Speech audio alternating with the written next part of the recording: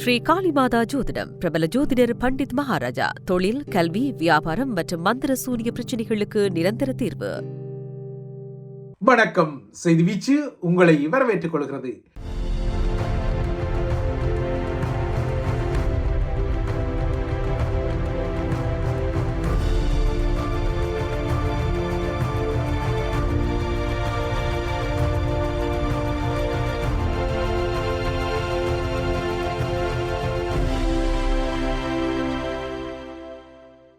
இன்றைய செய்தி வீச்சின் முதல் பகுதி புலம்பெயர் நிலவரங்களையும் மையப்படுத்திய இலங்கை நிலவரமாக வருகின்றது. இரண்டாவது பகுதி உலக நிலவரங்கள் மற்றும் தமிழக நிலவரங்களை தாங்கி வருகின்றது. பிரித்தானியாவை பொறுத்தவரை அதன் உயர்கல்வி கட்டமைப்பில் ஆக்ஸ்போர்ட் மற்றும் கேம்பிரிட்ஜ் பல்கலைக்கழகங்களுக்கென தனியான ஒரு மதிப்புமிக்க தளம் இருக்கின்றது. இவை இரண்டுமே பிரித்தானியாவின் உயர் மதிப்புமிக்க உயர்கல்வி நிறுவனங்கள் என்பது நீங்கள் அறிந்த விடயம். இந்த இரண்டு பல்கலைக்கழகங்கள் சார்ந்தும் தனித்தனியாக விவாத சங்கங்கள் உள்ளன. ஆக்ஸ்போர்ட்டை பொறுத்தவரை ஆக்ஸ்போர்ட் ஜூனியர் சொசைட்டி என்ற ஒரு விவாத அரங்கம் உள்ளது. அதே போல கேம்பிரிட்ஜ் பல்கலைக்கழகம் சார்ந்த தளத்தை பொறுத்தவரை கேம்பிரிட்ஜ் ஜூனியர் சொசைட்டி என ஒரு தளம் உள்ளது. இந்த இரண்டு தளங்களுமே பிரித்தானியாவின் கருத்து சுதந்திர தளத்தில் முக்கியமான அடையாளங்களாக இருந்தாலும் இலங்கையில் ஈழத்தமிழினத்தின் மீது போர்க்குற்றங்களை செய்த குற்றச்சாட்டுகளுக்குரிய ராஜபக்ஷ அதிகார மையங்கள் இந்த அரங்கங்களுக்கு அழைக்கப்படும் போது பிரித்தானியாவின் UK தமிழ் டயஸ்போரா எனப்படும் புலம்பெயர்ந்த தமிழ் சமூகம் கடுமையான ஒரு எதிர்வினையை ஆற்ற தலைப்படுவது வழமை. அந்த வழமை இப்போது மீண்டும் ஒரு முறை முகைவடித்துள்ளது. கருத்து சுதந்திர போர்வையில் ராஜபக்ஷ முகங்கள் ஊருக்கு உபதேச உரைகளை வழங்கி தமது போர்க்குற்றங்களுக்குரிய பொறுப்பு கூறல்களை நாசூக்காக நீர்த்து போக வைக்கும் காரியங்களை செய்ய தலைப்படுவதான ஐயத்தில் அவர்கள் இந்த அரங்கங்களுக்கு அழைக்கப்படும் போது புலம்பெயர் தமிழ் சமூகம், குறிப்பாக பிரித்தானிய புலம்பெயர் தமிழ் சமூகம் அதற்கு கடுமையான எதிர்வினைகளை ஆற்றிக்கொள்ளும். அந்த வகையில் லண்டனில் உள்ள பௌத்த ஆலயம் தனது 100 விழாவை இந்த வருடம் கொண்டாடும் நிலையில் அது தொடர்பான நிகழ்வுகளுக்கு லண்டனுக்கு வரும் ராஜபக்ஷ அதிகார மையத்தின் அரசியல் வாரிசான நாமல் ராஜபக்ஷவை ஆக்ஸ்போர்ட் மற்றும் கேம்பிரிட்ஜ் பல்கலைக்கழகங்களின் விவாத சங்கங்களில் உரையாற்றும் திட்டங்கள் எல்லாம் போடப்பட்டன. இவ்வாறான உரைகள் மூலம் தெற்காசியாவின் முக்கிய அரசியல் முகமான நாமலை பாரீர், ஸ்ரீலங்காவின் எதிர்கால அரசு தலைவரை பாரீர் என்ற ஒரு காட்சிப்படுத்தலை செய்ய ராஜபக்ஷ அதிகார அல்லக்கைகள் திட்டம் போட்டுள்ள நிலையில்தான் இவ்வாறான உரைகளுக்கும் சுழிகள் போடப்பட்டன. ஆனால் இவ்வாறான திட்டங்கள் மறுபுறத்தை ஏற்கனவே கூறியது போல புலம்பெயர் தமிழ் சமூகத்தை, குறிப்பாக பிரித்தானிய புலம்பெயர் தமிழ் சமூகத்தை சீற்றப்படுத்தி இருக்கின்றது. எதிர்பார்க்கப்பட்டது போல விசனத்தையும் கொந்தளிப்பையும் ஏற்படுத்தி இருப்பதால் நாமல் ராஜபக்ஷவின் இந்த உரைகளுக்கு எதிர்ப்பு அலைகள் தொடர்கின்றன. இந்த எதிர்ப்பு அலைகள் காரணமாக நாமலை எதிர்வரும் 27ஆம் தேதி உரையாற்ற அழைத்த கேம்பிரிட்ஜ் யூனியன் எதற்கு சிக்கல் என்ற கோதாவில் அந்த உரையை மீளெடுத்து விட்டது. இது தற்போதைய நிலையில் பிரித்தானிய புலம்பெயர் தமிழ் சமூகத்துக்கு பாதி கிணற்றை தாண்டிய வெற்றியாகும், அதாவது 50% வெற்றியாகும். எனினும் ஆக்ஸ்போர்ட் யூனியன் இன்னமும் நாமல் ராஜபக்ஷவின் உரையை மீளெடுத்துக் கொள்ளவில்லை. மாறாக இந்த உரையை எப்படியாவது அந்த அரங்கில் நடத்திவிட வேண்டும் என அதன் நிர்வாகம் இரகசியமான சில கமுக்க நகர்வுகளில் ஈடுபடுகின்றது. அவ்வாறான இரகசிய நகர்வுகளின் அடிப்படையில் ஆக்ஸ்போர்ட் யூனியன் நாமல் ராஜபக்ஷவின் உரை நடத்தப்படும் நாளையின் நேரத்தையும் இரகசியமாக மாற்றி அதனை நாளை 23ஆம் தேதி திங்கட்கிழமை மாலை 5 மணிக்கு என முன்னகர்த்தி இருக்கின்றது. முன்னதாக 25ஆம் தேதி தான் நாமல் ராஜபக்ஷ ஆக்ஸ்போர்ட் யூனியனில் உரையாற்ற இருப்பதாக கூறப்பட்ட நிலையில் நேற்று முன்தினம் இரவு 10 மணிக்கு ஆக்ஸ்போர்ட் யூனியனால் அதன் உறுப்பினர்களுக்கு அனுப்பப்பட்ட மின்னஞ்சலில் இந்த நிகழ்வு திட்டமிட்ட நாளை விட 2 நாட்களுக்கு முன்னதாகவே நகர்த்தப்பட்டது. செய்தி வீச்சுக்கும் ஒரு முக்கிய தரவாக கிட்டியிருந்தது. நாமல் ராஜபக்ஷ உரை நிகழ்த்து நாளை இரகசியமாக முன்னகர்த்திய ஆக்ஸ்போர்ட் யூனியனின் நகர்வு இப்போது பகிரங்கப்பட்டு விட்டதால் தமது போராட்டங்களையும் நாளை திங்கட்கிழமைக்கு தமிழர் தரப்பு மாற்றிய ஒரு பதிலடி வினையை எடுத்திருக்கின்றது. இதன் அடிப்படையில் நாளை மாலை 3 மணிக்கு இந்த போராட்டம் ஆக்ஸ்போர்ட் யூனியன் அமைந்துள்ள ஃப்ரீவின்கோட் பகுதியில் இடம்பெறும் எனவும் இந்த போராட்டத்தை நடத்தி நாமலின் உரையை மீளெடுக்குமாறு ஒரு தீவிர அழுத்தத்தை வழங்க இருப்பதாகவும் பிரித்தானியாவில் உள்ள தமிழ் மாணவர் அமைப்புகளும் TYO எனப்படும் தமிழ் இளையோர் அமைப்பு வட்டாரங்களும் செய்தி வீச்சுக்கு கூறியுள்ளன. ஆக்ஸ்போர்ட் யூனியனை பொறுத்தவரை ராஜபக்ஷ குடும்ப முகங்களை தமது அரங்கில் உரையாற்றிக் கொள்ள அழைப்பது இது முதல் தடவையல்ல. முள்ளிவாய்க்கால் பேரவலம் இடம்பெற்ற வருடத்துக்கு மறுவருடமான 2010ஆம் ஆண்டில் டிசம்பரில் இதே ஆக்ஸ்போர்ட் விவாத சங்கம் அப்போது ஸ்ரீலங்காவின் அரசு தலைவராக இருந்த நாமலின் தந்தையான மஹிந்த ராஜபக்ஷவை உரையாற்ற அழைத்தமை பெரும் சர்ச்சையாகவும் போராட்டங்களாகவும் வெடித்திருந்தன.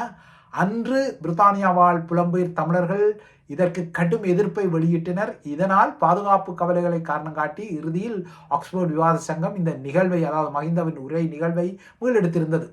அன்று மஹிந்த ஹீத்ரோ விமான நிலையத்தில் வந்து இறங்கிய வேளை விமான நிலையத்திலேயே புலம்பெயர் தமிழர்கள் எதிர்ப்பு போராட்டங்களை நடத்தியிருந்தார்கள். அதன் பின்னர் மஹிந்த ராஜபக்ஷ லண்டனில் தங்கியிருந்த நட்சத்திர விடுதியின் முன்றலிலும் கடும் குளிருக்கு மத்தியிலும் தமிழர்கள் கடுமையாக போராடினார்கள்.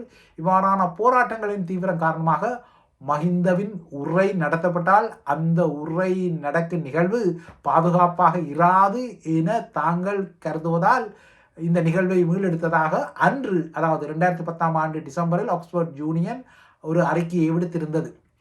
இந்த அறிக்கையை அடுத்து ஆக்ஸ்போர்ட் யூனியனை குறை சொல்லியபடி புலம்பெயர் புலிகளின் அழுத்தத்தால் தனது உரை மீளெடுக்கப்பட்டதாக மஹிந்த ராஜபக்ஷவும் திட்டி தீர்த்தபடி மீண்டும் கொழும்புக்கு திரும்பினார். இந்த சம்பவம் செய்யப்பட்டு 16 வருடங்கள் கழிந்த நிலையில் இப்போது அவரது மகன் நாமலே ஆக்ஸ்போர்ட் யூனியன் பேச அழைத்துள்ள விடயம் சர்ச்சைகளை உருவாக்கியுள்ளது. அந்த அமைப்பின் இந்த நகர்வு ஆக்ஸ்போர்ட் பல்கலைக்கழகத்தில் கல்வி கற்கும் தமக்கு ஏமாற்றம் அளிப்பதாக ஏற்கனவே ஈழத்தமிழ் பூர்வீகத்தைச் சேர்ந்த ஆக்ஸ்போர்ட்டில் உள்ள தமிழ் மாணவர்கள் கவலை தெரிவித்துள்ளனர். நாமலை மேடையில் ஏற்றிக்கொள்வது தமிழ் மாணவர்களுக்கும் போரால் தமது சொந்த நாடுகளை துறந்த நிலையில் ஆக்ஸ்போர்ட் பல்கலைக்கழகத்தில் கல்வி கற்கும் மாணவர்களுக்கும் துயரத்தை ஏற்படுத்தும் என்ற விசனங்களும் தெரிவிக்கப்படுகின்றன. இந்த விடயத்தில் மாணவர் நலன் மற்றும் பாதுகாப்பு கவலைகள் குறித்து கவலைகள் வெளியிடப்பட்டு பல பல்கலைக்கழக சங்கங்கள் ஆக்ஸ்போர்ட் யூனியனுக்கு கடிதங்களையும் அனுப்பியிருக்கின்றது. எனினும் நாளை நாமல் ராஜபக்ஷவின் உரையை ஒப்பேற்றவே இப்போதைக்கு திட்டங்கள் இரகசியமாக நகர்த்தப்படுவதால் நாளை தமிழர்கள் ஆக்ஸ்போர்ட் யூனியன் முன்றலில் நடத்தும் போராட்டத்தின் வீரியம்தான் நாமல் ராஜபக்ஷவின் இந்த உரையை இறுதி நேரத்தில் தடுக்குமா இல்லையா என்பதை முடிவு செய்யக்கூடும். இந்த போராட்டத்தின் வீரியம் குறைந்தால் நாளை மாலை 5 மணிக்கு நாமல் ராஜபக்ஷ ஆக்ஸ்போர்ட் யூனியனில் உரையாற்றிவிட்டு சென்றுவிடக்கூடும் என்பதையும் எதிர்பார்த்துக் கொள்ளலாம். ஏற்கனவே இன்று நாமல் ராஜபக்ஷ லண்டனில் இருப்பதாக தெரிகின்றது.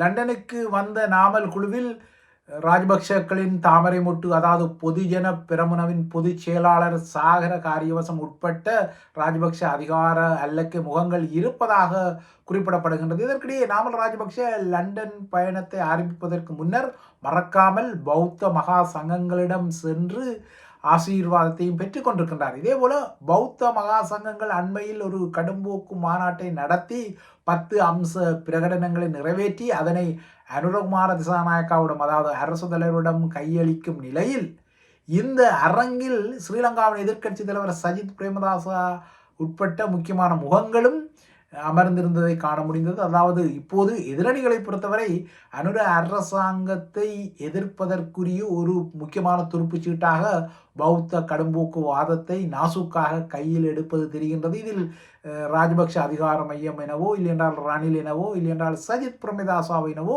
வித்தியாசம் இல்லாத ஒரு நிலைமை தெரிகின்றது. இந்த நிலையில்தான் அண்மையில் முள்ளிவாய்க்கால் பேரவல கால இராணுவ தளபதி சரத் பொன்சேகா குறிப்பிட்ட விடுதலை புலிகளின் சரணடைவு குறித்த விடயத்தில் சரத் பொன்சேகா தனது தந்தையான மஹிந்த ராஜபக்ஷவை ஒரு இரத்த வரி பிடித்த கொலையாளி என குறிப்பிடவில்லை எனவும், மாறாக இராணுவத்திடம் சரணடைமாறு போராளிகளுக்கு அவர் அழைப்பு விடுத்த விடயத்தை தான் சரத் பொன்சேகா தனது அண்மைய ஊடக மாநாட்டில் தெளிவுபடுத்தியதாக நாமல் ராஜபக்ஷ ஒரு கருத்தை தெரிவித்திருக்கின்றார். இந்த நகர்வுக்காக நாமல் ராஜபக்ஷ சரத் பொன்சேகாவுக்கு நன்றியும் தெரிவித்திருக்கின்றார். அதாவது நாமலை பொறுத்தவரை சரத் பொன்சேகா ராஜபக்ஷ அதிகாரத்தை எதிர்க்கும் சர்ச்சைக்குரிய ஒரு நபராக இருந்தாலும் போரின் இறுதி கட்டத்தில், அதாவது முள்ளிவாய்க்கால் பேரவல இறுதி கட்டத்தில் போராளிகளை சரணடையுமாறு அழைப்பு விடுத்தவர் மஹிந்த ராஜபக்ஷ என்ற ஒரு கோதாவில் சரத் பொன்சேகா அண்மைய ஊடக மாநாட்டில் சொல்லிக்கொள்ள தலைப்பட்ட ஒரு விடயம் இப்போது ராஜபக்ஷக்களுக்கு தமக்கு ஆதரவான ஒரு துருப்புச்சீட்டாக மாற்றப்பட தலைப்படுகின்றது.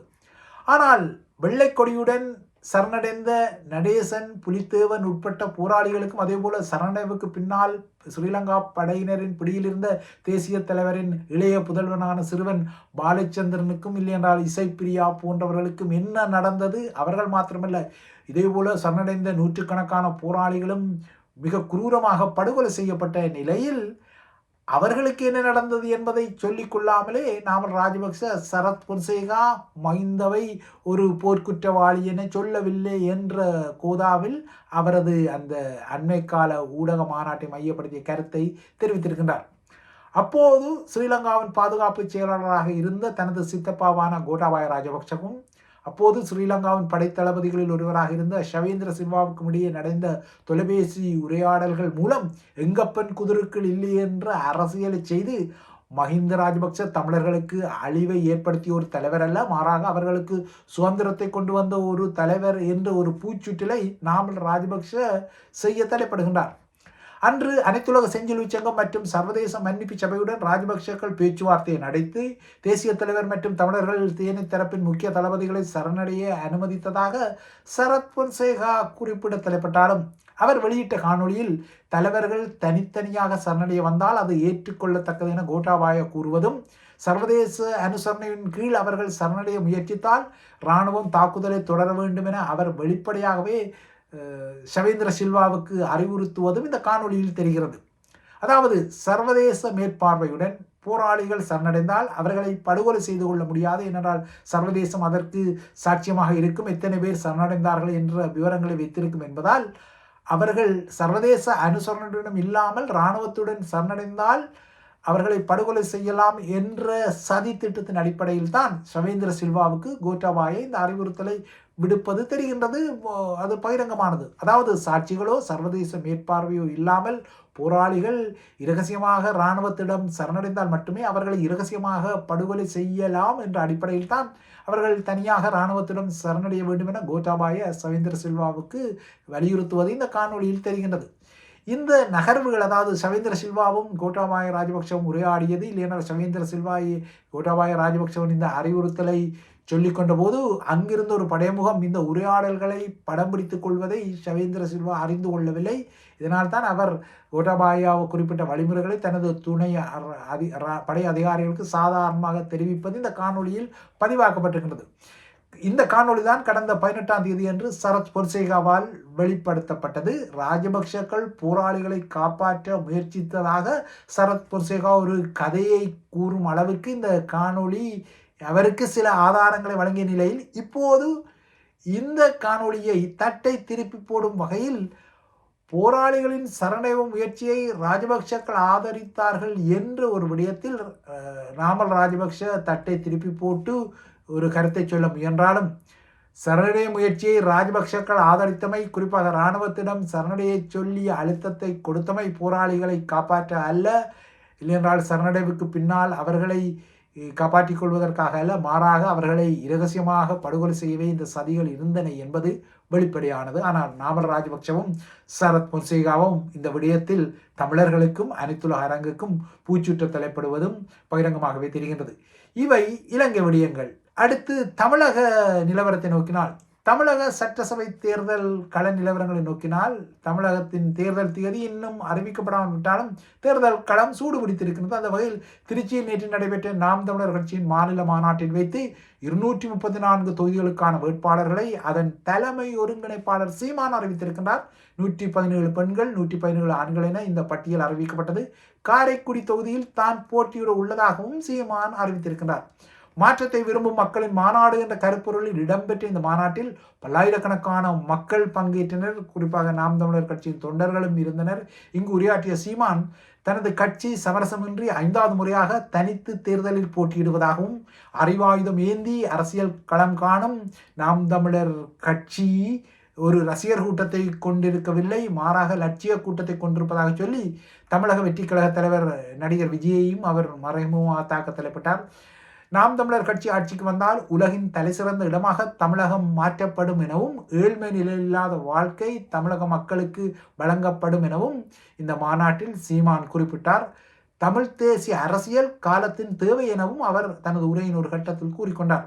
இந்த முறை சீமான் தனது வழமையான வட சென்னை திருவெற்றியூர் தொகுதியை விடுத்து தென் தமிழகத்தின் காரைக்குடி தொகுதிக்கு மாறுவது உற்றுநோக்கலை உருவாக்கியுள்ளது.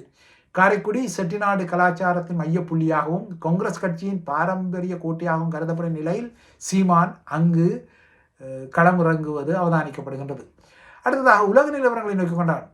அமெரிக்க அரசு தலைவர் டொனால்ட் ட்ரம்பின் வெளிநாடுகள் மீதான வரி கொள்கை சட்டவிரோதமானது என அமெரிக்க உச்ச நீதிமன்றம் சுப்ரீம் கோர்ட் அறிவித்து அவரது இறக்குமதி வரிகளை மீளெடுத்த நிலையில் அந்த தீர்ப்புக்கு பின்னர் தான் சகல நாடுகளுக்கும் அறிவித்த 10% வரியை, அதாவது பூகோள வரியை 15% உயர்த்தப் போவதாக ட்ரம்ப் நேற்று குறிப்பிட்டிருக்கின்றார்.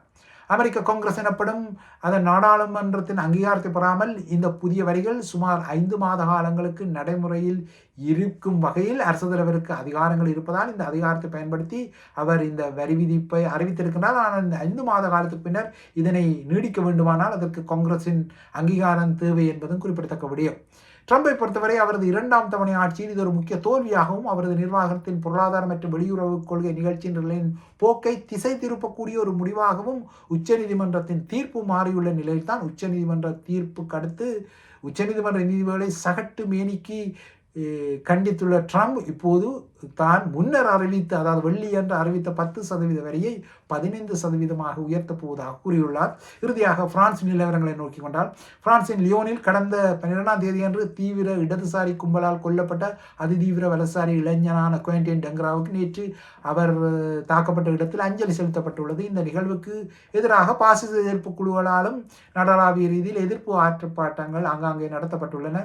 இந்த அஞ்சலி நிகழ்வு முடிந்த பின்னர் லியோனில் உள்ள சயின்ஸ்போ எனப்படும் அறிவியல் பல்கலைக்கழகத்தில் தொடர்ந்தும் பிரெஞ்சின் கழகத்தரப்பு காவல்துறையினர் ஒரு இறுக்கமான பாதுகாப்பு நடைமுறையை பேணி வருவது குறிப்பிடத்தக்கது. பிரான்சில் அடுத்த மாதம் உள்ளூராட்சி தேர்தல் நடைபெறவுள்ள நிலையில் இந்த தாக்குதல் தீவிர இடதுசாரிகளுக்கு கடுமையான சவாலை ஏற்படுத்தியுள்ளது. அதாவது மக்கள் தீவிர இடதுசாரிகளை வெறுக்கும் வகையில் இந்த தாக்குதல் அமைந்துள்ளதாக ஊடகங்கள் குறிப்பிடுகின்றன. இவைதான் ஐபிசி தமிழின் செய்தி வீச்சு. தொடர்ந்தும் ஐபிசி தமிழுடன் இணைந்திருங்கள்.